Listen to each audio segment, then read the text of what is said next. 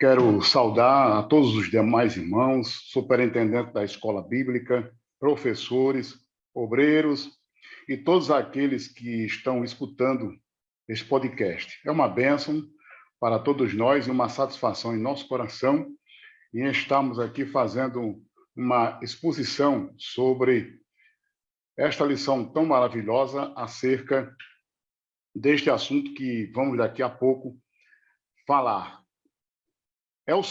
É o terceiro trimestre, nós fizemos um estudo no segundo acerca do Novo Testamento e agora a ênfase na lição bíblica juvenil é sobre personagens bíblicos, personagens que marcaram a história da Bíblia, que com certeza os seus exemplos, erros e acertos fazem parte de uma aplicação para nós entendermos o trabalhar de Deus na vida de cada um deles. Então é com imensa alegria, representando aqui a Igreja Evangélica Assembleia de Deus em Currais Novos, que é na pessoa do pastor Bruno, que hoje não pôde participar conosco, porém, nós que fazemos parte desse podcast, estamos aqui representando a igreja e, ao mesmo tempo, nos alegrando com todos os irmãos e irmãs que nos escutam nesse momento. Então, as nossas cordiais saudações para que nós possamos, nesse terceiro trimestre, nós aprendermos com os homens e as mulheres de Deus que nos deram exemplo marcante para que a nossa vida seja sempre pautada na vontade de Deus, na palavra do Senhor. Estou aqui juntamente com o diácono Daniel Dantas e o presbítero Luiz Antônio. Então, com imensa alegria, transmitindo a todos vocês as nossas saudações. Presbítero Luiz Antônio. Pai do Senhor, meu querido Souza, Pai do Senhor, meu querido Daniel. É com muita alegria que nós estamos aqui para, mais uma vez, participar da nossa EBD, nesse podcast tão especial, cumprimentar professores, superintendentes, alunos que se dispõem a participar, a ouvir esse conteúdo relevante. E esse trimestre, como já a Souza sublinhou muito bem, nós vamos ter a oportunidade de, através desse material biográfico, erros e acertos, esse conteúdo experiencial da vida de homens e mulheres de Deus que marcaram a Bíblia, certamente a gente vai poder levar nosso nível de consciência e alinhar a nossa vida cada vez mais aos projetos e os propósitos de Deus. Amém. O diácono Daniel aí com as suas considerações iniciais. Pai do Senhor, evangelista Souza, presbítero Luiz. Queremos também saudar com a paz do Senhor os professores, alunos, superintendentes de escola bíblica que estão nos assistindo. E agradecer a Deus, né? Começamos mais um trimestre, estamos no início ainda, segunda lição desse terceiro trimestre de 2022 e somente pedir ao Espírito Santo, como a gente sempre pede, que nos conduza, que nós possamos ter aqui uma conversa agradável, uma conversa bem edificante e que a gente possa contribuir ao máximo com aqueles que estão aprendendo um pouquinho, não somente com a equipe aqui juvenil, mas em todas as salas, todas as classes, que estão sendo atendidas por esse projeto, que eu não me canso de parabenizar, que é o EBD em Síntese Podcast. Amém. Então, somos gratos a Deus por tudo isso. Então, a temática de hoje é a lição número 2, sobre Miriam, disponibilidade apesar da idade. E em destaque aqui nós temos o versículo bíblico baseado em Miqueias, capítulo 6, verso 4, que diz assim: certamente te fiz subir da terra do Egito e da casa da servidão. Te remi. Aí o Miqueias, o profeta inspirado por Deus, diz assim: e pus diante de ti a Moisés, Arão e Miriam. Veja aqui como Deus menciona este trio, o trio que fez história na história de Israel, o trio que fez história na história do povo de Deus, o trio que fez história no legado de libertação do povo de Israel.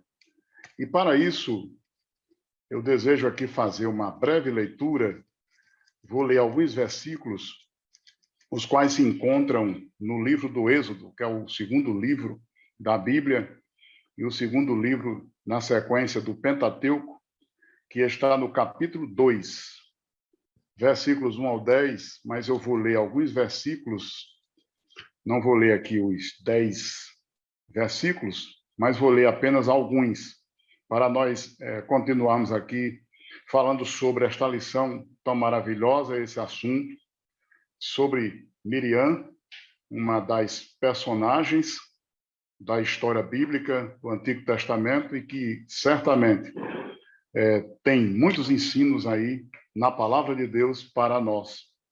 Diz assim o texto, Êxodo 2, verso 1 em diante. E foi-se um varão da casa de Levi e casou com uma filha de Levi. E a mulher concebeu e teve um filho. E vendo que ele era formoso, escondeu-o 3 meses.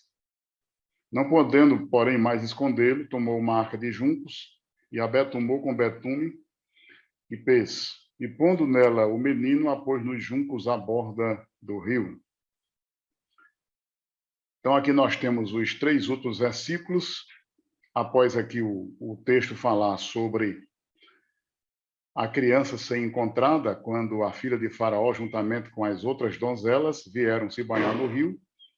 E a Bíblia diz aqui no versículo 8, e a filha de Faraó viu, disse-lhe, vai, e foi-se a moça e chamou a mãe do menino. Então lhe disse a filha de Faraó, leva este menino e cria-mo, eu te darei teu salário. E a mulher tomou o menino e criou. E sendo o menino já grande, ela o trouxe à filha de Faraó, a qual o adotou. E chamou o seu nome Moisés e disse, porque das águas o tenho tirado. Então veja aqui que texto interessante acerca do nascimento de Moisés. Esta lição, ela tem muitos ensinos para nós, como esta e as demais, mas esta traz hoje um enfoque sobre a pessoa de Miriam. Quem foi Miriam? Para que nós possamos entender aqui quem foi Miriam, é necessário que nós possamos entender o contexto histórico em que esta pessoa chamada Miriam nasceu. Segundo aqui a lição nos mostra e os textos bíblicos, Miriam é filha exatamente do casal Amrão e Joquebede, sendo aí a irmã mais velha de Moisés e Arão. Pelo que nós entendemos pelos textos bíblicos, Arão ele era 3 anos mais velho do que Moisés. Porque a Bíblia fala que a idade de Arão foi 123 anos, enquanto que Moisés morreu aos 120. E Miriam, a Bíblia não dá assim muita descrição acerca da idade dela, mas descreve muitas ações, algumas ações acerca de Miriam, que é a irmã mais velha da família de Moisés e Arão, envolvendo aí os seus irmãos.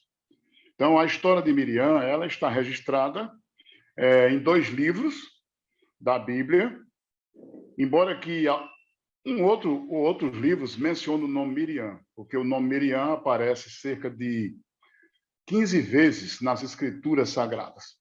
Dessas 15 menções, 14 se refere a uma personagem só, que neste caso é Miriam, a irmã de Moisés. Os estudiosos do hebraico, eles dizem que o nome Miriam significa elevada, pura, amada, e alguns traduzem o nome Miriam como vidente, que é uma palavra exatamente atribuída aos profetas de Deus, que eles eram realmente uns videntes, eles eram profetas, mas somente em Êxodo 15, verso 20, é que nós temos uma menção em que Miriam é chamada profetisa. Lembrando que o capítulo 2 não menciona o nome Miriam, apenas menciona as suas ações. O nome Miriam só vem aparecer em Êxodo, e nós temos também uma história dela, ou um fato histórico envolvendo esta personagem, no capítulo 12 de Números.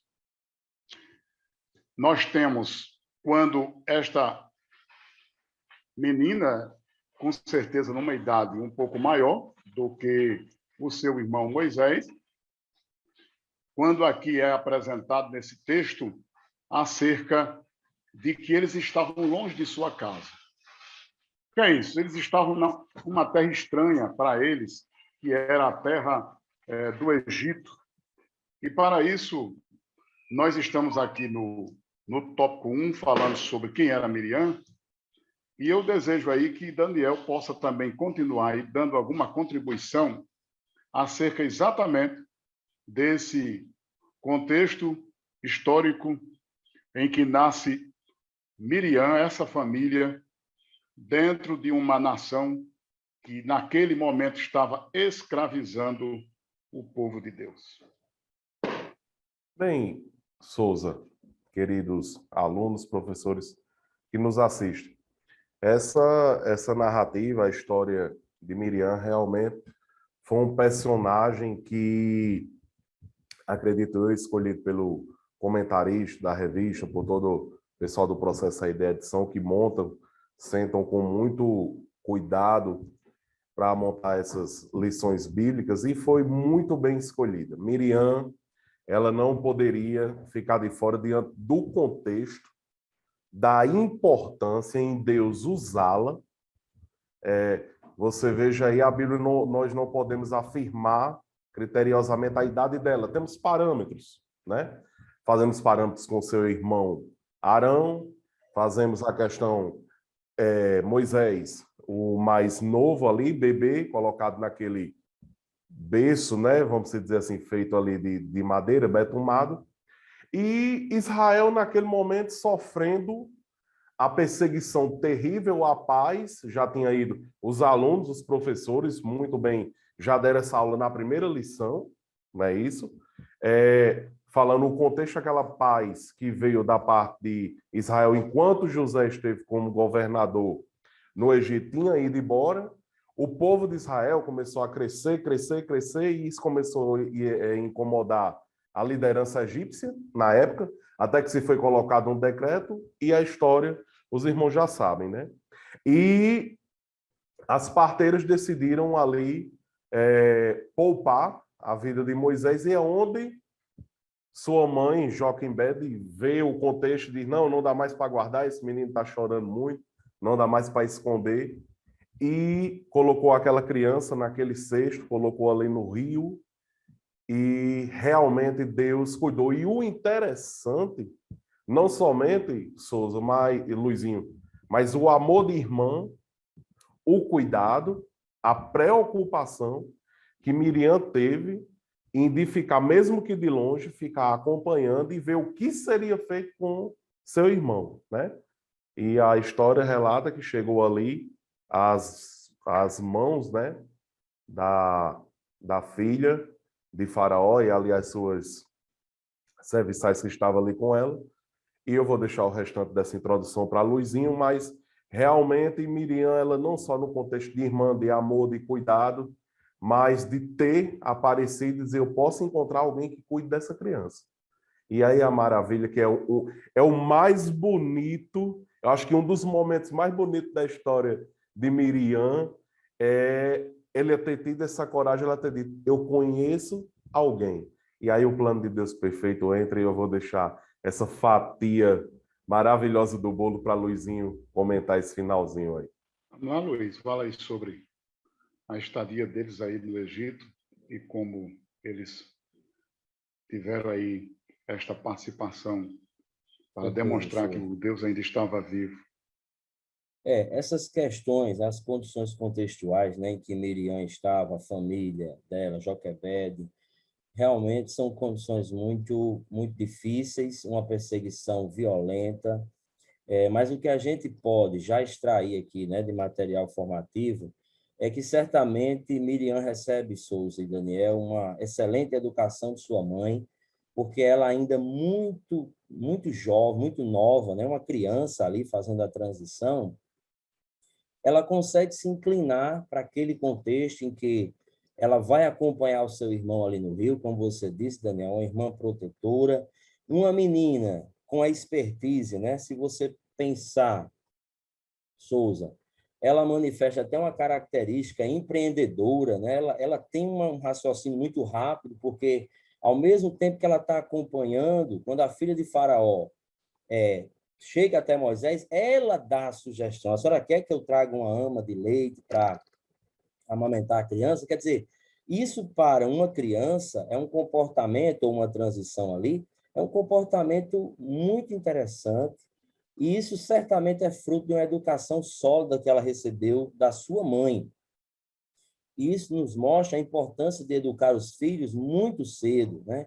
Que a gente realmente tem uma educação forte dos nossos filhos para que eles saibam o que fazer e fazer a coisa certa. E fazer a coisa certa, como Miriam fez, exige coragem. E esse é um ponto que a gente pode também destacar para os nossos adolescentes, é que, Souza, Daniel, muitas vezes Deus pede coisas difíceis da gente. Nem sempre Deus vai pedir uma coisa fácil. E aí, quando Deus pede algo que não é tão simples, a gente vai precisar de coragem para fazer o que é certo. E Miriam, muito nova, tem coragem para correr risco, ela estava correndo risco ali, quer dizer, ela poderia também ali ser mal interpretada, quer dizer, havia muitas variáveis ali naquele momento. E ela mostra para todos nós que realmente o viés da disponibilidade, Souza e Daniel, é muito caro diante de Deus. Porque realmente Deus usa tudo que a gente tem, a cultura, o conhecimento, os capitais culturais, toda a nossa psicologia, a nossa criatividade. Deus usa tudo que o homem tem de bom, e até mesmo algumas coisas que a gente não acha tão interessante, algumas características, mas Deus pode usar também a serviço do seu reino. E aí Deus usa uma criança para salvar um povo, salvam uma criança, mas essa criança seria o libertador de Israel. Então, o viés da disponibilidade. Então, a gente tem sempre que se perguntar. Muitas vezes nós temos habilidades, mas não temos disponibilidade. E a vida de Miriam mostra que Deus não olha a idade como ênfase principal, nem as circunstâncias, mas olha que alguém muito jovem estava disponível para ser um instrumento de Deus. E nós não acreditamos aqui em predestinação absoluta.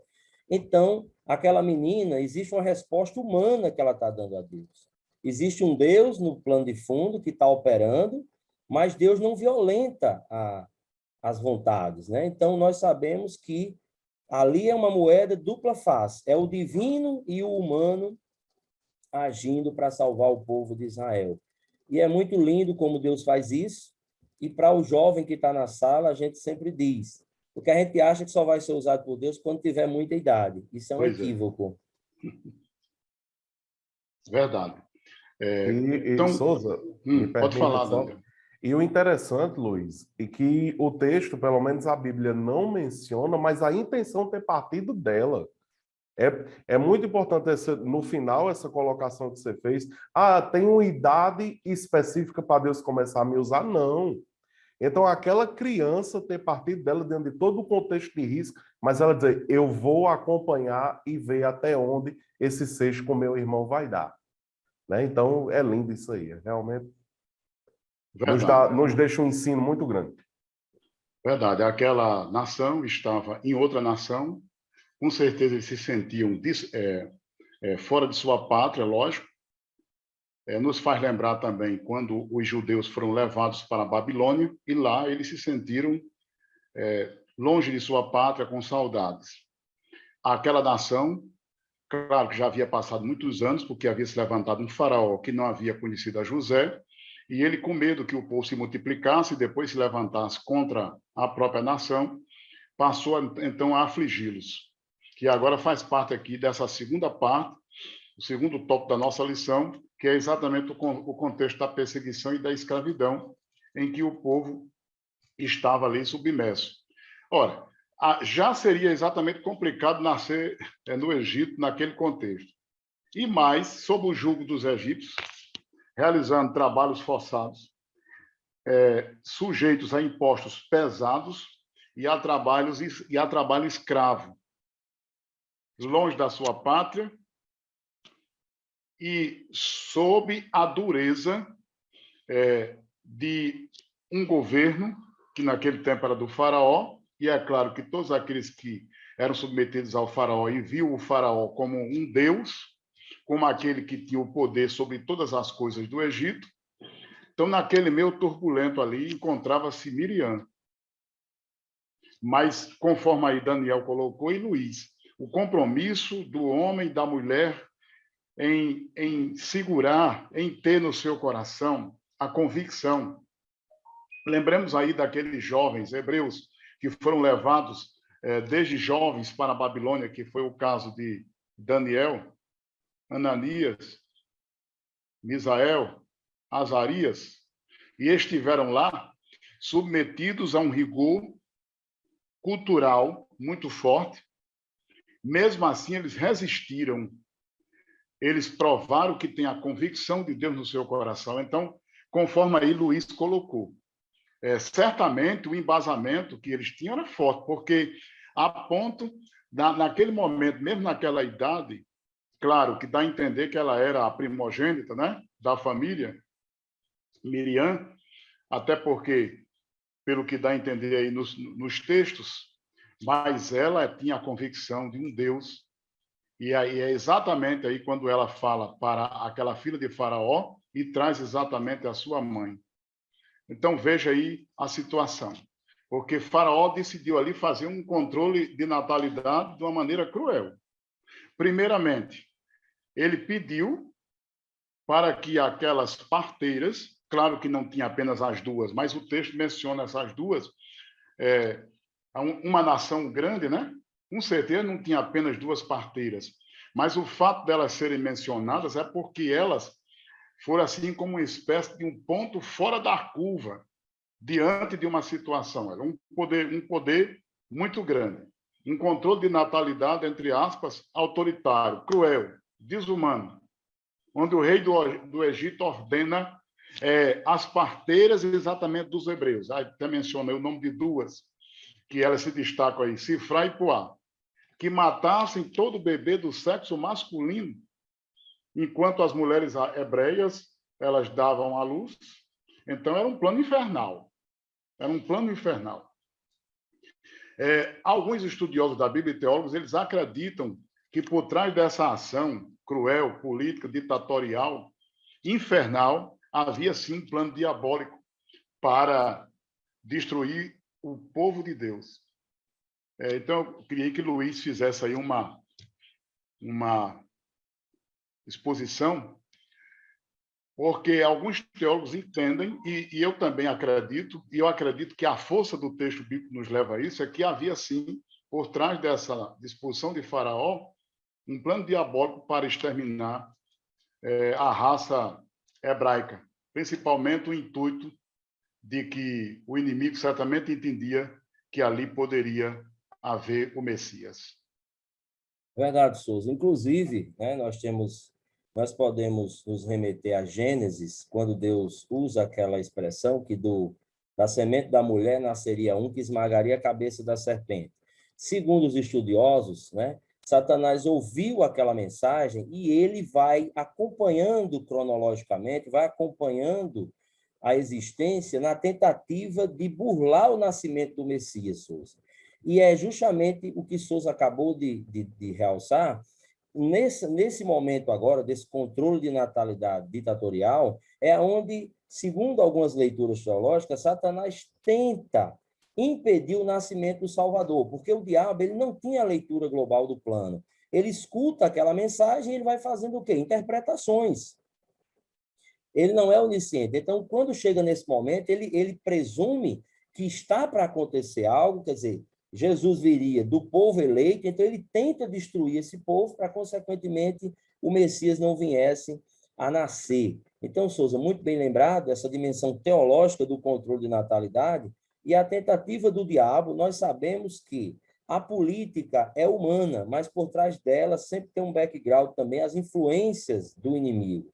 Então, o diabo usa a cultura, usa a política, ele pode usar um decreto, ele pode usar qualquer coisa para também se locupletar daquilo e tentar engendrar os seus planos malignos. Não quer dizer com isso que nós vamos, né, Souza, espiritualizar tudo, porque isso é um erro. Nós não podemos espiritualizar o material. A gente pode ver onde realmente a gente entende que há alguma coisa diabólica para destruir o povo de Deus. Dá para ver. Não espiritualizar tudo, mas tem certas atitudes que sim. E aí, Souza, a gente aprende justamente isso, porque nós não podemos espiritualizar o material e nem materializar o espiritual. Toda vez que o homem espiritualiza o material, ele comete muitos equívocos, como também se ele materializar o tempo todo o espiritual. Então, a gente tem que ter o discernimento, seja, até mesmo, por exemplo, a questão de uma possessão demoníaca, você pode ter uma questão clínica, você pode ter uma questão espiritual. Então, nós precisamos ter esse discernimento e entender, mas também não podemos ser ingênuos ao pensar que o diabo não possa estar por trás desses planos malignos, e nesse caso se efetiva a tentativa dele de tentar burlar, né, ou trazer obstáculos para o nascimento do Messias. Mas sabemos que o nosso Deus é soberano e Deus usou de parteira, Souza, a coragem. Agora, eu termino essa sessão. É muito interessante, meus queridos, a coragem é um instrumento de Deus para mudar a humanidade. Então, muitas vezes, nós queremos muito de Deus, mas nós também não temos coragem. Por exemplo, já começa com Joquebede, Souza, que guarda por 3 meses Moisés. Então, isso é uma coragem, ela resistiu ao decreto. Isso precisava de muita coragem. A Miriam, quando ela acompanha todo o processo. Então, quando a gente não tem condições de ter coragem, nós também não vamos desenvolver todo o nosso potencial.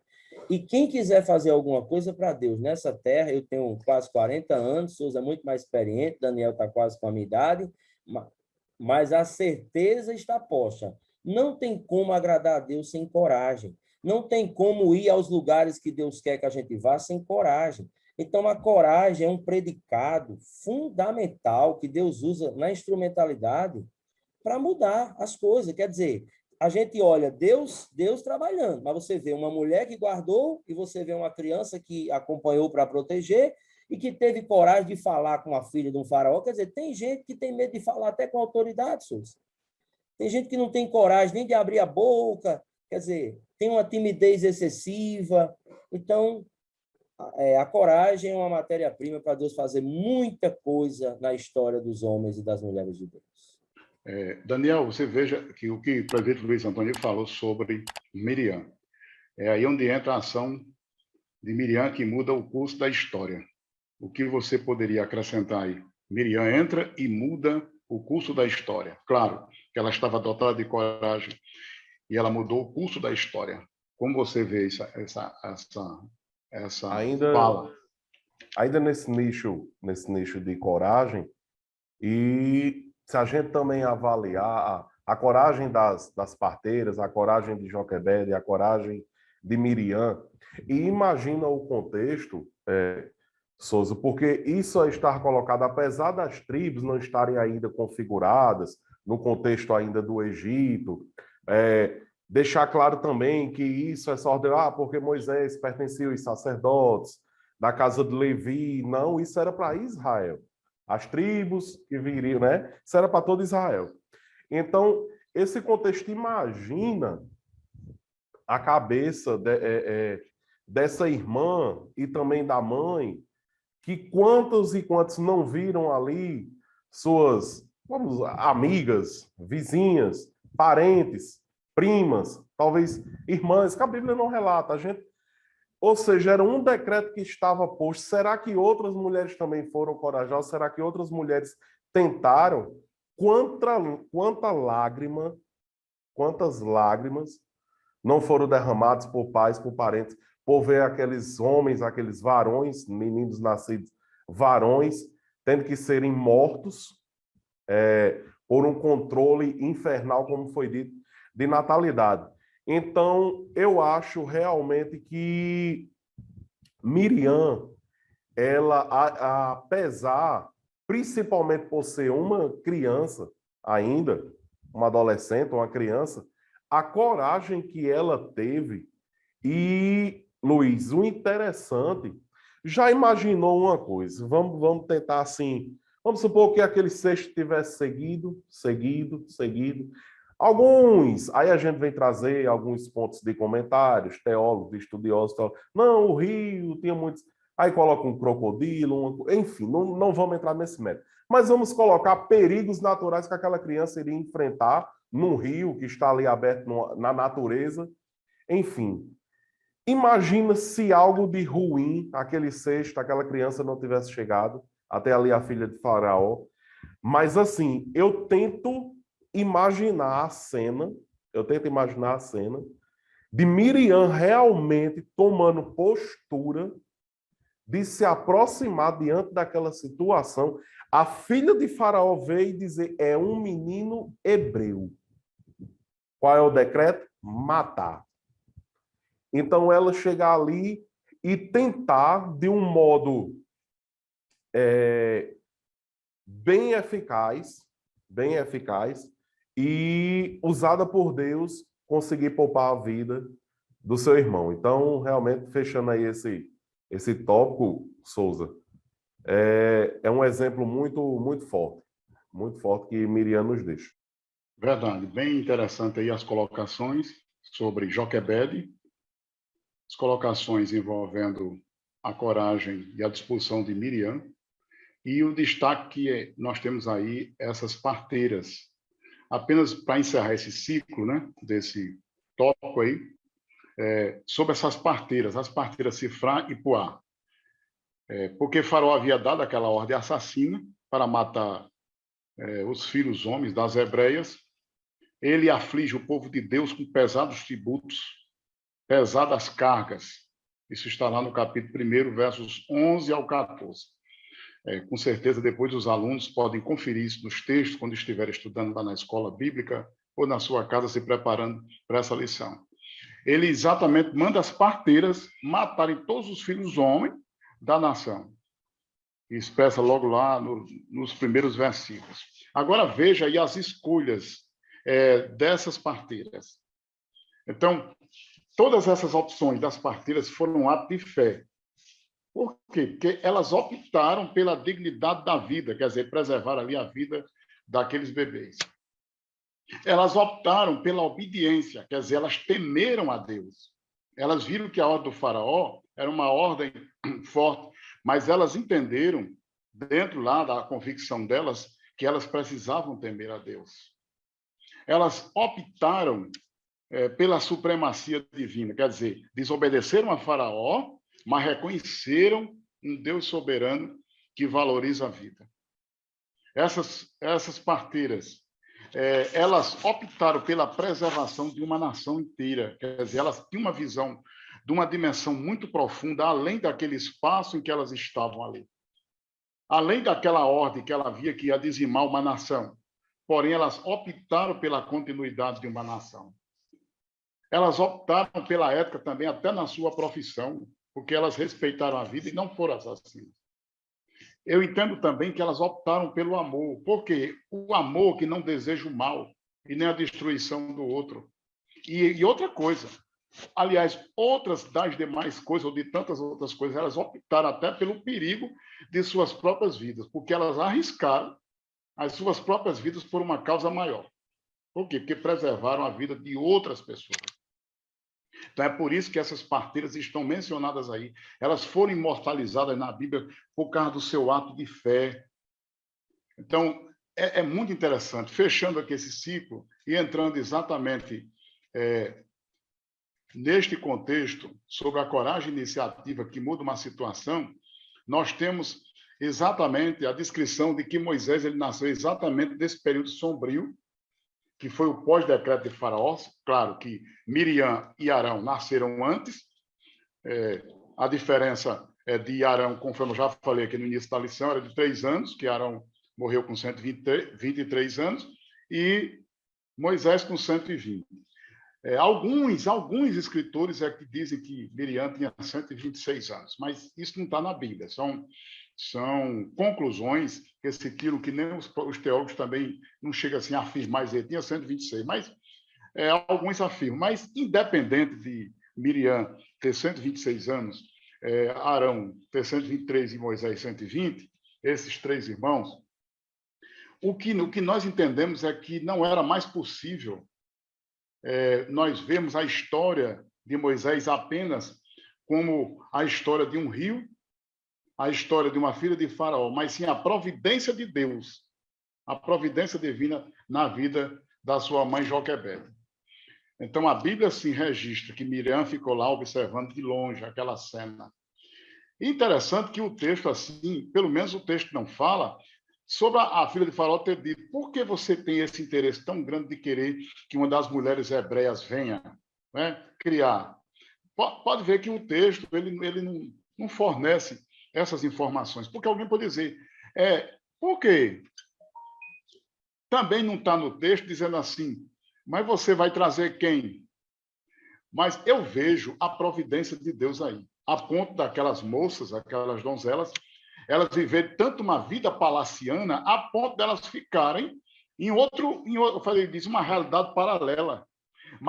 Mas é aí onde Deus trabalha. É aí onde Deus está trabalhando. E o contexto de coragem também da filha de Faraó. Sim, porque... Ela simplesmente pegou o decreto, dobrou e botou no bolso.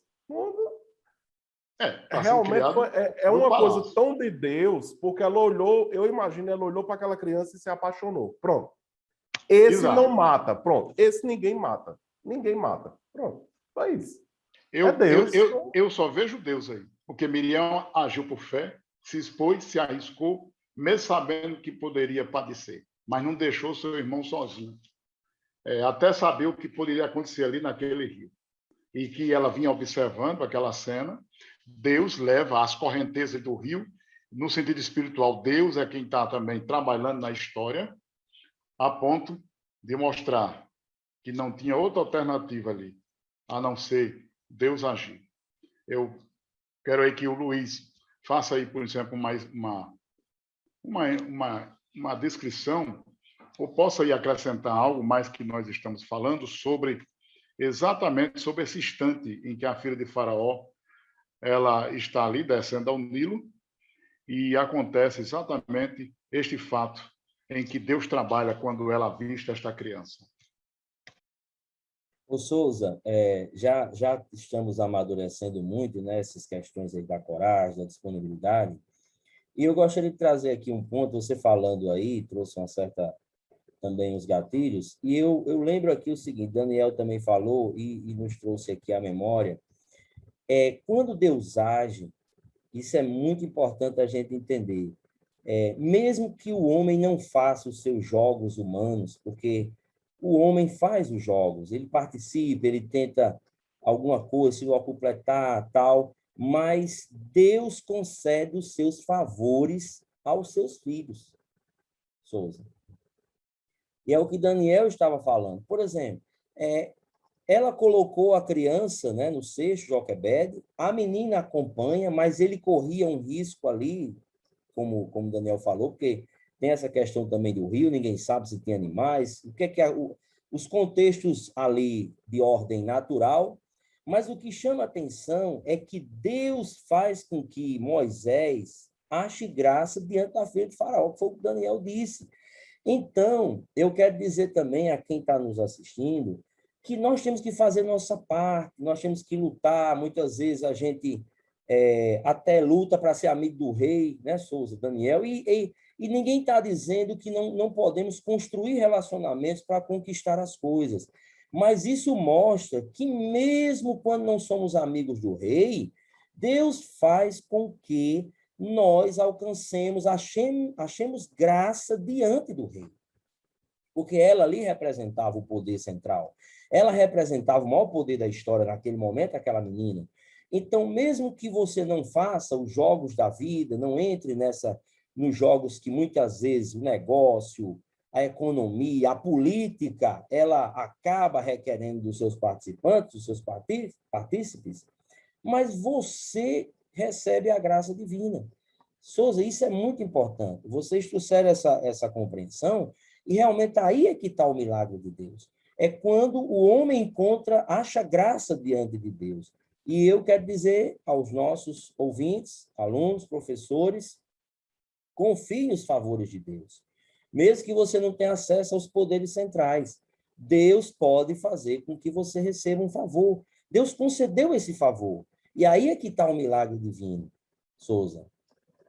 Para a gente aprender que existe a bênção de Deus, existe também a bênção quando a gente constrói um relacionamento com a pessoa certa e ela alavanca a nossa vida.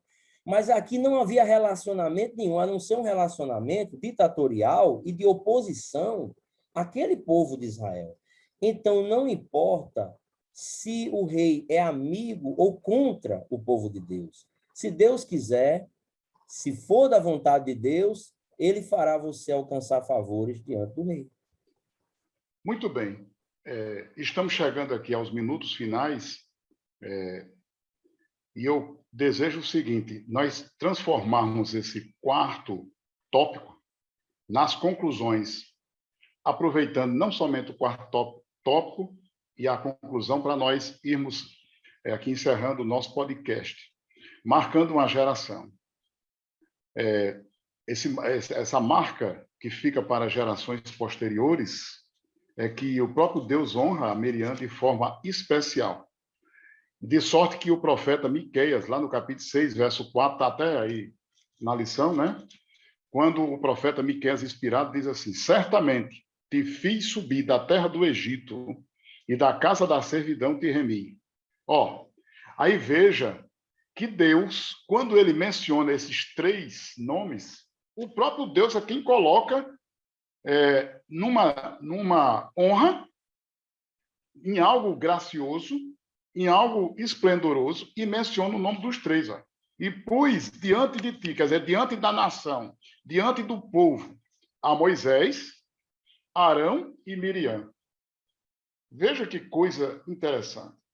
Veja o legado que fica para as gerações futuras. O próprio texto aqui de Miqueias 6,4, quando o próprio Deus faz referência a Miriam como tendo assumido um papel de liderança importante na libertação. O que é que Miqueias nos leva a entendermos é que Miriam desempenhou também um papel importante na libertação do povo de Deus. Porque sem Miriam, que eu já quero fazer aqui as minhas conclusões e depois eu desejo escutar Daniel e também Luiz também fazendo a sua, Miriam, ela foi uma peça fundamental, um instrumento de Deus para que nós tivéssemos a história de Moisés. Moisés, onde a Bíblia diz em Deuteronômio 34:10, nunca mais se levantou em Israel um profeta algum como Moisés, a quem o Senhor conhecera face a face. Sem a atitude de Miriam, lógico que nesse plano divino entra tudo, entra todos. Mas já que nós estamos estudando aqui Miriam, então sem Miriam nós não teríamos este profeta. Sem Miriam nós não teríamos a história desse líder libertador. Sem a atitude, a ação e a fé de Miriam, nós não teríamos a história desse homem escolhido. Mas Deus impulsionou Miriam, impulsionou a sua coragem, Deus usou a sua própria fé para que nós tivéssemos a história de Moisés. Aquele homem que viveu 40 anos no palácio, depois 40 anos no deserto cuidando de ovelhas biológicas, físicas, e depois mais 40 cuidando de ovelhas espirituais. A história de um homem que está lá nas páginas da Bíblia. Temos o Pentateuco, os 5 livros, como um legado para as gerações da nação de Israel e para todo o povo. Não somente um livro para uma nação de Israel, mas o que nós aprendemos hoje. Então, já estou aqui fazendo a minha conclusão. Então, que nós possamos entender que Deus trabalha e Deus marca gerações usando homens e mulheres. E neste caso aqui, estamos estudando Midian, aquela mulher que até chegou a falhar, porque o capítulo 12 de Números descreve exatamente uma falha. Eu entendo ali que houve uma inveja profunda quando ela se junta com Arão para falar exatamente de que Moisés estava com uma mulher cuxita, e aí Arão também entra exatamente dentro dessa história e fala do próprio irmão. E o que é interessante é que eles dá a entender que houve inveja aí de Miriam, né? E deles dois. É como se assim, Deus usa só Moisés, Deus usa só ele, Deus também não fala conosco. Aí Deus, ele aparece, repreende aquela atitude, Miriam se torna leprosa, como uma prova de que Deus reprovou aquele comportamento, e todo o arraial ficou sabendo que ela ficou recolhida durante 7 dias até que Moisés orou e Deus restaurou a saúde de Miriam. Então, veja que mesmo aquela mulher que foi marcada com uma história e que foi honrada mesmo, como aquela que mudou o curso da história, também teve suas fragilidades. Mas que Deus nos abençoe, que os professores, né, que vão ministrar essa lição possam repassar para os seus alunos, que esses homens e mulheres que Deus usou também tiveram suas falhas, mas as suas virtudes estão registradas aqui nas páginas da Bíblia como um legado de que Deus usa a nossa coragem, a nossa fé. Concluindo aí, Daniel e depois o presbítero Luiz Antônio. Justamente diante dessas fragilidades que a gente vê a grandeza do nosso Deus. É Deus usando Souza, Luiz, usando Miriam, usando Luiz Antônio, usando Souza, usando você, professor, você, aluno, que está assistindo essa aula, porque é justamente o que Deus vem completar dentro da gente. Homens, falo homem no sentido de ser humano, o homem falho, o homem com lacunas que precisam ser preenchidas, e no decorrer desse trimestre, dessa lição, os outros personagens também terão suas falhas, terão seus erros, mas foram homens e mulheres que Deus decidiu usar. E eu imagino todo esse contexto como o profeta aí vem falar e cita Arão. Imagina você olhar para esses três irmãos. Moisés, vamos dispensar comentário, porque senão a gente vai arranjar o seu todo falando de Moisés. Então, dispensa comentário acerca de Moisés. Deus ter a misericórdia e o amor também. Vamos deixar o contexto Melquisedeque de lado e vamos filtrar em Arão, primeiro sacerdote. Então, eu imagino, quando eu fico imaginando aquela cena, tem certas passagens na Bíblia que vão nos marcando e algumas nos marcam mais. E eu imagino aquele contexto, Faraó vindo, depois de todas as pragas ter passado, tudo que Miriam ali presenciou, o contexto dos 40 anos, né? Que Moisés se retirou, depois Deus fala com ele, dizendo, Moisés, eu sou. Né? Então, eu que vou fazer, eu que vou libertar, abres a boca e, enfim, eu vou te usar. Então, ela ter visto tudo aquilo, todas as pragas que vieram na última, Deus dizer, pega ali o cordeiro, sem mácula, tudo direitinho, faz tudo aquilo ali.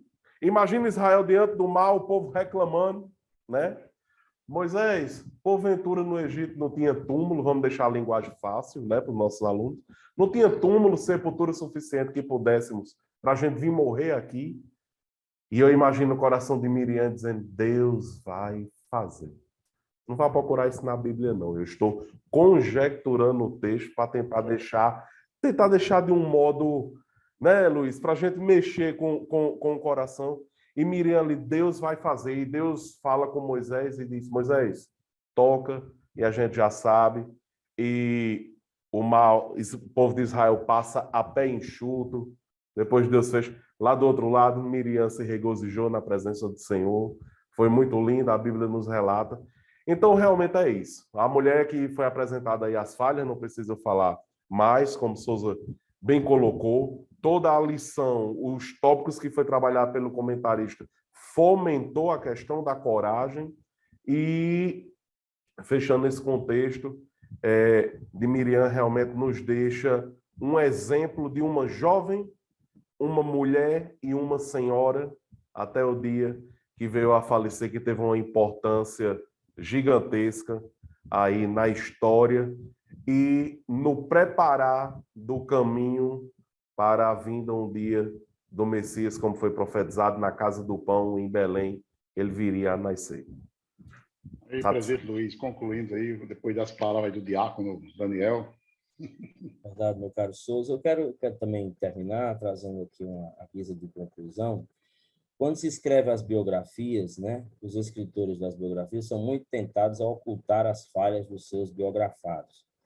Mas isso não aconteceu na Bíblia Sagrada. Deus muito bom, Luiz. Muito bom esse comentário. Deus humaniza esses personagens, não mostrando só as virtudes, os predicados, as qualidades, mas mostra as falhas. E como Souza falou, Daniel também corroborou, Miriam é essa mulher de Deus, quando jovem é uma protagonista, mas quando vai ficando velha também sofre os velhos pecados da humanidade, né, Souza? Que é a inveja. E aí entra a questão de problemas familiares, irmãos que têm problemas com irmãos. Veja, Daniel, lá atrás ela protegeu Moisés, mas agora está No 12 enciumada. de novo, falou mal. No 12 falou mal de Moisés. Então veja o que é família, né, Souza? É interessante, né? Já disse um Muito filósofo que ninguém é grande demais dentro da sua própria casa. Então, o próprio Moisés, como o senhor disse, o maior profeta, Deus disse, eu falo com ele face a face. Deus mesmo foi quem corroborou a posição de Moisés. Mas, no entanto, Moisés sofre a sua posição, vê sua posição questionada pela própria irmã, que arrastou Arão. Você vê que Arão não foi culpabilizado, porque parece-nos que Miriam era a cabeça da rebelião, da sedição. Deu a entender que sim. Isso, mas Arão acompanha também, né? Vê que ela É. tem uma habilidade e arrastou o irmão. E aí a gente fica com essa lição de que nós, para vencermos esse pecado velho da humanidade, que é a inveja, a gente tem que aprender a reconhecer o ministério, o dom e o talento do outro. Quer dizer, isso foi difícil para a própria Miriam, Souza. Imagine para o restante da humanidade. Imagine para nós. Então, numa empresa, reconhecer o outro, reconhecer o valor do que ele faz, dentro da igreja, dos trabalhos, é um elogio honesto, não precisa estar inflando ninguém, nem Precisa não. realizando narciso, né, Souza? Mas o elogio honesto tem o validade. elogio Sim. honesto, quer dizer, era menos difícil para Miriam ter dito, rapaz, Deus é com meu irmão, Deus é na vida dele. Mas as pessoas, elas tendem mais a partir para esse campo, e aconteceu que ela foi envenenada por essa inveja tóxica, e nós aprendemos também, Souza, para finalizar, que Deus pune Miriam, quer dizer, deixa ela isolada 7 dias. Interessante que Moisés roga, né, que ela seja curada, mas Deus não faz na hora, né, Souza Daniel? Deus não faz na hora, quer dizer, ela ficará 7 dias isolada, quer dizer, havia uma pedagogia da disciplina de Deus. Quando as pessoas erram, elas precisam refletir sobre o que fizeram. Quem é pai sabe disso. Não adianta fazer uma punição mais radical. Você teria que fazer a pessoa pensar sobre o seu erro. E Deus faz com que Deus para Miriam para que ela possa refletir. Muitas vezes nós estamos na correria da vida, não refletimos sobre nada. Ela recebeu a cura, mas precisou de 7 dias isolada para que ela vivesse a pedagogia do erro, refletisse sobre a sua condição. E aí nós vamos ver, né, Souza? Aí termino dizendo o seguinte: que bom que Deus não olha no meu currículo, nem de Daniel, nem de Souza, uma falha e tira de nós a honra. Porque Souza leu Miqueias, eu acho que 3 vezes, e está lá. Deus mostra que ele olhou para aquela mulher dentro de uma totalidade. Quer dizer, se Deus... Ele podia dizer, não presta mais. Presta não. Miriam não presta mais, porque ela foi... 12. Nos meus autos aqui, nos meus anais, Miriam se acabou. Quer dizer, mas Deus não é assim. Não dá mais. Deus honra Miriam. Está lá em memória, o autor da lição, né, o escritor, vai trazer essas homenagens. Ela é honrada. E isso mostra também que, mesmo que uma pessoa cometa um erro no seu currículo, na sua biografia, ela não é aquele erro. Ela é muito mais do que aquele erro. E Deus mostra para a gente através de Miriam. Miriam, você não é apenas inveja. Você é uma mulher de Deus. Eu usei você quando era pequena, usei você quando era jovem, usei você quando velha, quando você celebrou a vitória ali depois do Mar Vermelho, cantando, dançando. Você trabalhou com a liturgia, com a adoração. Eu usei você a vida toda, mas você hoje deu lugar a esse triste sentimento. Deus trabalhou, educou, orientou. E era para a igreja seguir o mesmo exemplo. Não é porque uma pessoa comete um erro que ela se torna um jarro quebrado para o resto da vida. Claro que com isso não estamos abonando o pecado. Mas a disciplina não é abandonar a pessoa à própria sorte. A disciplina é orar por ela, é pastorear o coração dela, cuidar do coração ferido e de permitir que Deus vá também operando e fazendo maravilhas. Então, Souza, é uma lição muito rica. Agradecemos a todos, agradeço a você, o Daniel, e que cada adolescente possa entender com esses predicados e com esses erros, que Deus, ele é muito poderoso para usar a instrumentalidade humana, mesmo com a nossa falibilidade. Nós somos falíveis, mas Deus é poderoso. Amém, graças a Deus. Então, a nossa equipe aqui já vai estudar ainda Sansão, Absalão e o Jovem Rico. Então, para as lições posteriores, voltaremos a falar. Que Deus abençoe a todos os obreiros, pastores, superintendentes de escola e a todos aqueles que estão sintonizados e sintonizadas nesse podcast. Bênção de Deus, graças do Senhor sobre todos. Amém. E só concluindo aí essa parte dessa fala de Luiz, aqui o comentarista ele traz aqui no 4.2 uma narrativa do missionário Hudson Taylor, né? Que ele diz: não são os grandes que transformam o mundo, mas sim os fracos e pequenos na mão de um Deus grande. Então, achei isso perfeito. Quero agradecer mais uma vez e deixar um abraço bem apertado para cada professor, cada aluno. Que Deus abençoe a todos em nome de Jesus. Amém.